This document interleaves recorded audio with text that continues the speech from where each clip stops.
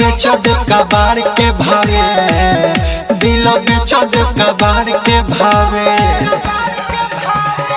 कह देबू केहू से केहू ना दिल लगावे, हाँ कह देबू केहू से केहू ना दिल लगावे।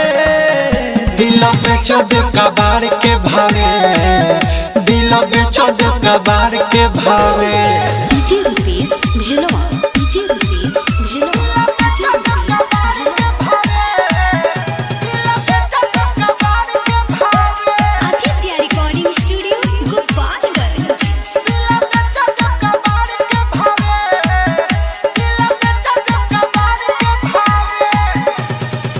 रहिले जागल लोगावा पागल तोरा चलते कहता। लोर बहाई का हम बताई, कितना दर्द दिल सहता। अब तो कौन काम के नहीं बावे रे, अब तो कौन काम के नहीं बावे।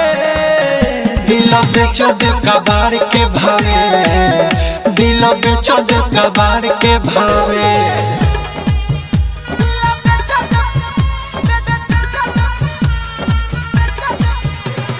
DJ Rupesh Bhelwa, DJ Rupesh Bhelwa, DJ Rupesh Bhelwa. बड़ी घुमैले ठीक न कइले, हमके फसैले जाल में। धोखा कइले नहीं महइले, देख ले बानी कौना हाल में। कहे से सनाथ दीपक चैन न पावे रे, कहे सहते हम दीपक चैन न पावे। दिल बेचो दे कबाड़ के भावे, दिल बेचो दे कबाड़ के भावे। कह देबू केहू से केहू ना दिल लगावे, हाँ कह देबू केहू से केहू ना दिल लगावे। दिल बेचो दे कबाड़ के भावे, दिल बेचो दे कबाड़ के भावे।